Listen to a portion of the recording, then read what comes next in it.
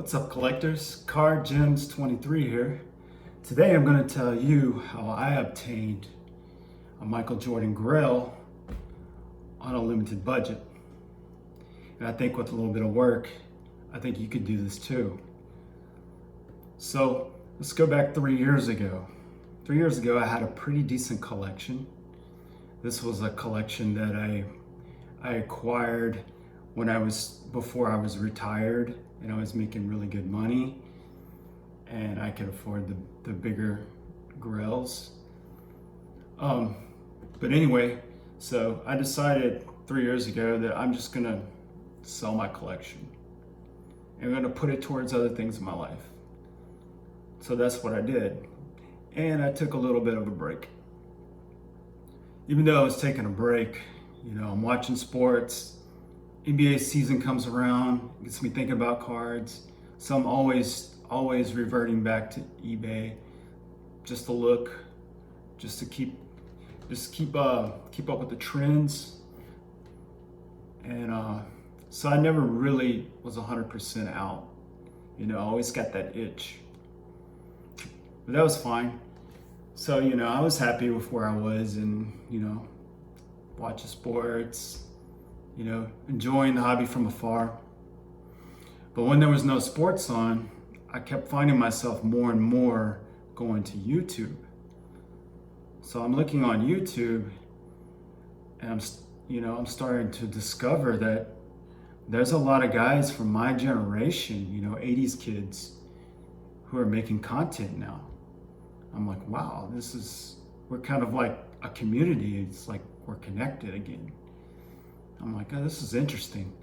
And then I started to notice like a little bit of a phenomenon that there was more and more guys from my generation that started to join these YouTube channels.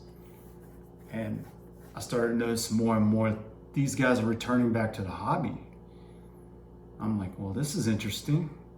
I said, well, maybe I should get back into this. And I started thinking to myself, I definitely got to get back into this because this looks like it could be fun again. But the only thing is, I'm retired now, and I'm a single dad of a six-year-old boy. So I'm like, well, so I got kind of a limited budget. My collecting habits had changed, when I got older. I was no longer wanting those 80s cards, the junk wax cards from when I was a kid. In the 2000s, when I was serious about buying cards, and I wanted NBA, I wanted NFL cards, especially basketball. It was just all Jordan, LeBron, Kobe. I was spending like big bucks on these cards, and that's kind of the world I lived in, high-end NBA, pre-war vintage, Babe Ruth stuff. That's the world that I lived in, and that's what made me happy. And the prices wasn't ridiculous, and I was making good money. But now I'm retired, single dad, I can't really do that. So I still want to enjoy the hobby, so I had to figure out how could I best enjoy this hobby. Can't really buy the high-end stuff, so let me look on eBay and just check some stuff out and see what I can afford. Well, I started going back to 80s cards. I'm thinking, well, all the guys from my generation are coming back, so they're probably getting into the 80s cards, stuff from our childhood. Get that nostalgia fix. So that's what I started doing. So I'm thinking, who was the biggest star back then when I was a kid? Well, that was probably Jose Canseco. Everybody wanted Jose Canseco. You had him, and then you had Bo Jackson, which was my favorite player as a kid. And then you had guys like McGuire, you had Barry Bonds. So, there's lots to choose from, and I was looking at their card prices, and I was even looking at PSA 10s, rookie seasons. You could pick up some of these cards for like 20 to 40, 80 at the most, all day long. Now they had huge populations, but still, it was fun. you know? It brings you back to your childhood. It's to get that nostalgia. So I'm thinking, okay, 80s cars look pretty fun, look pretty cool. I think I'll do this. And so I got me a big whiteboard, dry erase board, and I wrote down all of my bills, everything, food. I said, what do I have left over? Well, it looks like I have about $100 a week left over. You know, it's not much, but it's something, especially for 80s cards. So, you know, $100 a week, $400 a month. I'm saying, oh, this could work. This could be fun, you know, just to be able to participate in a hobby. I'm like, this will be fun. So I started picking up Jose Canseco's, Bo Jackson's, started picking up some Barry Bonds. And before I knew it, you know, I had pretty nice little collections, you know, $400 a month, you know. Next month rolls around, I got spent about another $100 a week. Before you know it, you know, 3-4 months go by, I have like just nearly every rookie card of every 80s star that I grew up with. Don Mattingly, all these guys, they were really cheap, especially Canseco, because he just doesn't have any hobby love for some reason. So then, you know, I'm laying out all my Cansecos, my Bo Jacksons. It's like, I have everything. And I'm just looking at them. I'm like, okay, I've kind of got my nostalgia fix. Like, what do I do now? So I start thinking about, well, I would like to have some bigger Bo Jackson cards, some bigger Barry Bonds cards, you know, maybe some Griffies. So I'm thinking, I don't really need all of these Canseco cards. Maybe I'll just keep the low pop ones, the rare ones, are my favorite, the most iconic ones. So I start selling off all of the other ones, consolidating, and limit my Canseco collection, my Bo Jackson collection, my Bonds collection, just down to the main ones. Every time I sell all these off, you know, sometimes I break even, sometimes I make a little bit more. You know, I'm buying PSA 10s. If it's a high pop, you know, basically you got to just find the nicest centered one, you know, best corners. That way when you decide to sell, then that's one that people will gravitate towards. And also you just got to make sure that your picture on eBay is the best picture. It's flawless. So people will go and gravitate to that. So you're more likely to sell yours. So basically you're just selling off the extra, you know, you're trimming the fat. So I did that, and I was like, man, I've acquired $80, $100, $200 just from doing that. I'm like, wow, I can buy like a $200 card. So then I look at something like Griffey Upper Deck Rookie. Now, this is 3 years ago, so stuff was cheaper. So, you know, I buy the Griffey Upper Deck Rookie. I get that. That's about $200, $300. I'm like, wow, okay, I have a Griffey Upper Deck Rookie. That's pretty cool. Put that down. A little bit later, I'm thinking, you know what? Maybe I don't need Canseco anymore.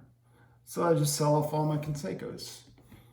And I end up buying like a more expensive Barry Bonds card, like a Tiffany PSA 10.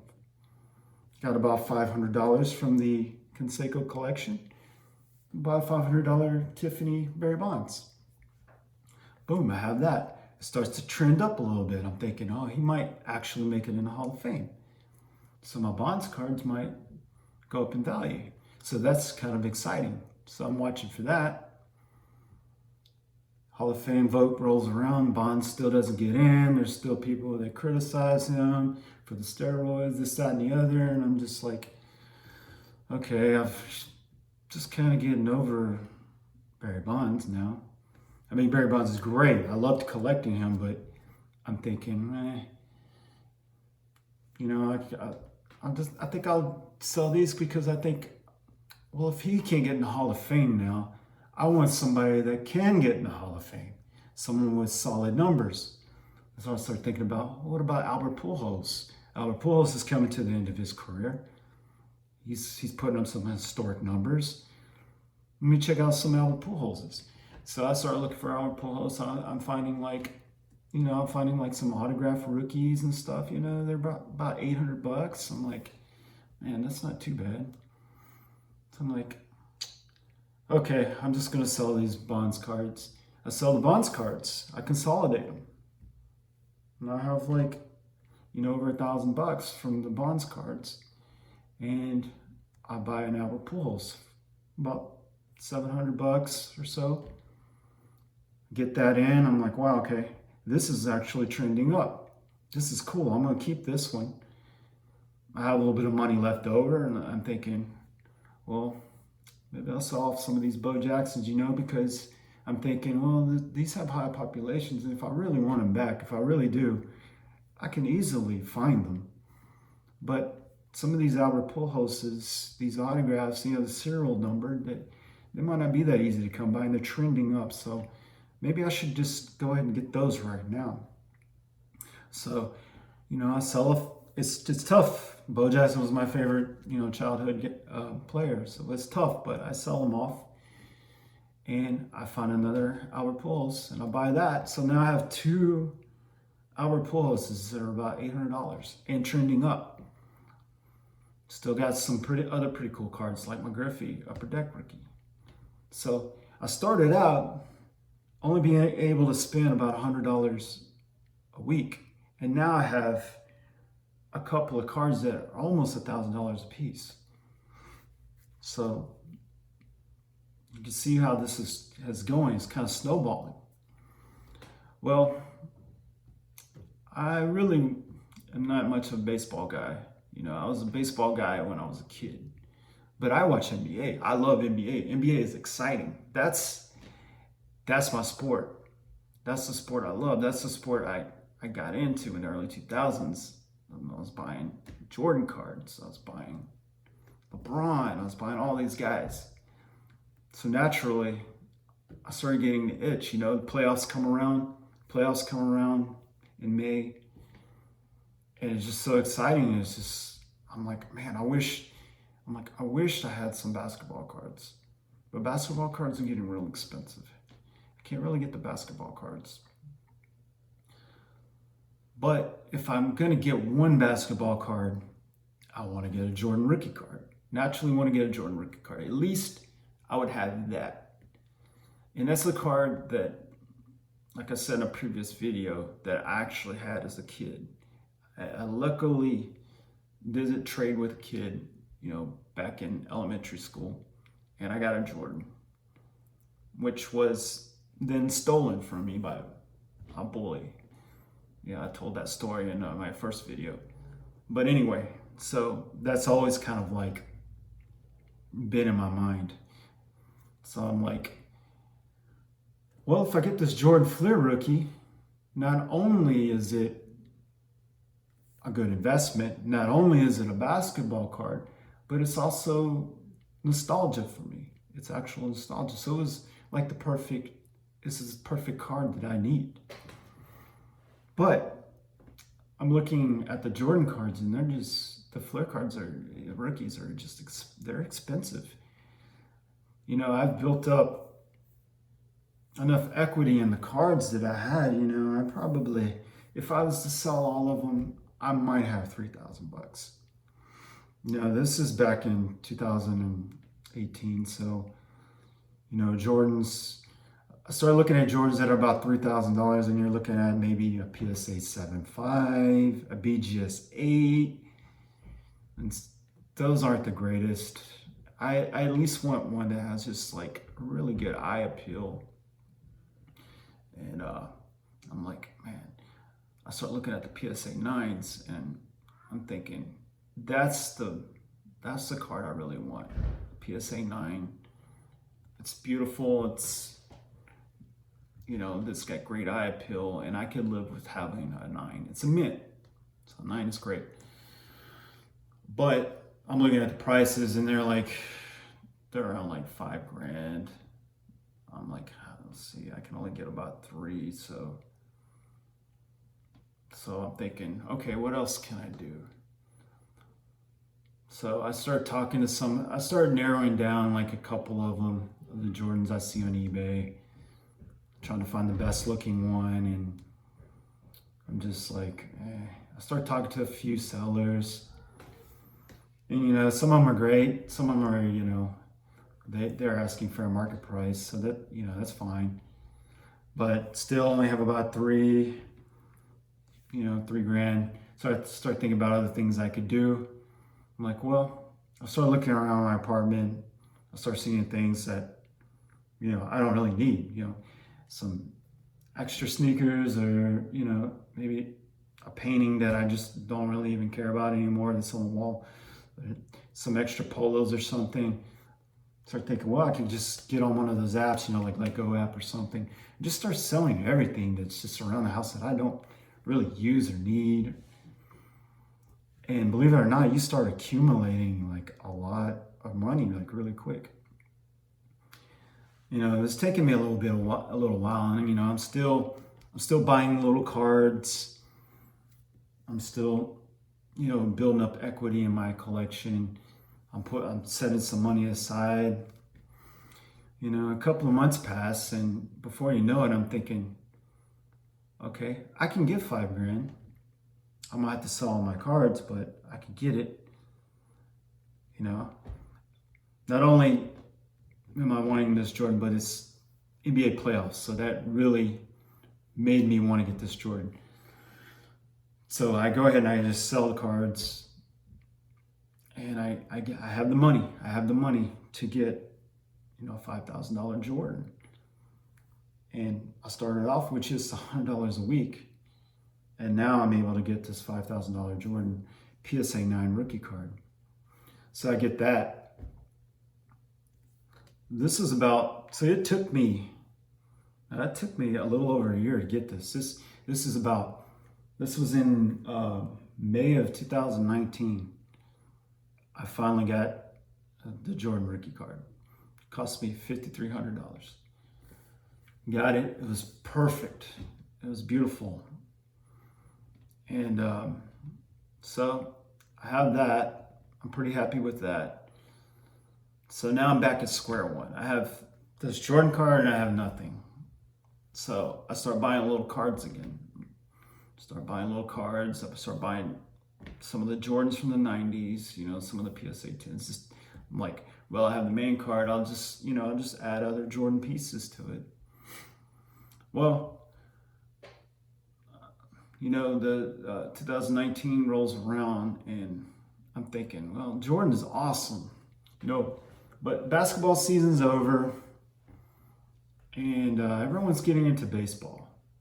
And I'm thinking, well, it might be kind of cool to get into a modern baseball player that maybe I can watch play and get his rookie and just watch him progress and buy all this cool, like, sapphire cracked ice, his refractors, his autos and stuff, just of a modern guy.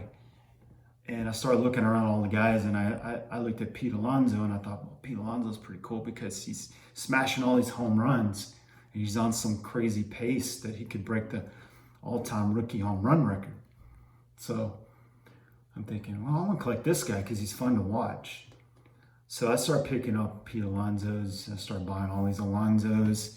I did the same thing. I started getting all these little ones. Then I decided I wanted to consolidate those and buy like a gold refractor. I started buying gold refractors because in basketball, gold refractors is where it is.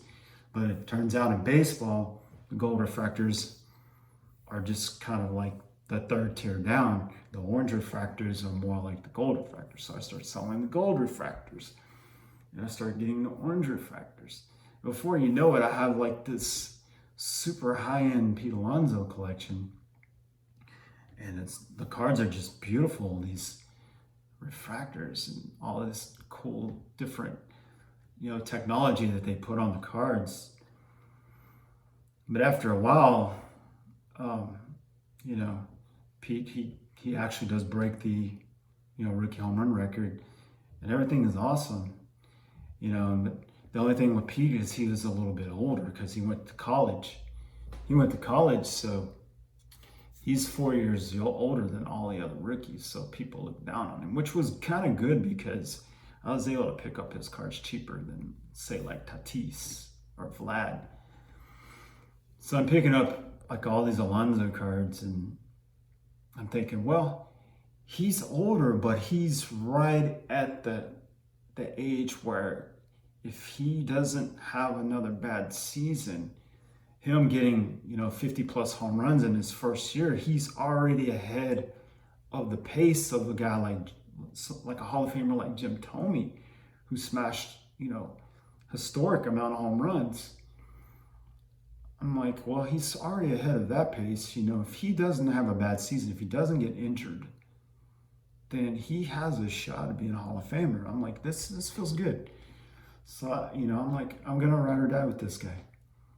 Well, it gets around to March of 2020. And of course, pandemic started. The NBA season got canceled. The MLB season might be in jeopardy. So I'm thinking, well, this is not good for Pete Alonso, because what if they cancel the season? What if they shorten the season? He can't get his numbers. This really sets him back because of his age. I'm thinking, man, this is not good. And then I start thinking, oh, what if the stock market, what if the economy crashes? What's that going to do to modern stars that have not established themselves? I'm thinking, this is kind of risky. I put all this money into Pete, and it was fun and everything, but this is kind of risky. I start thinking, man, if the pandemic goes really bad and the economy goes really bad, who is the one player that would actually survive in value? Or if the value dropped, when everything got back to normal, he would bounce back. I'm like, it's Michael Jordan. It's always Michael Jordan. That's always the answer. So I'm thinking, man, I gotta really act quick. So I look at my Pete Alonso collection. I'm like, man, if I sell it all, I'll probably get around $6,000+. And by March 2020, my PSA 9 Jordan, it was selling about $8,000-$9,000. They had trimmed it up. So I'm thinking, man, I bet you if I sold this, I could get a BGS 9.5 Michael Jordan with 395 subs. I could get one of those. The max market is probably about $15K for this in March of 2020. So I started looking around, and lo and behold, on eBay, there's a guy on there that I've done business with for years, for over a decade, a guy I trust. And he has a Michael Jordan.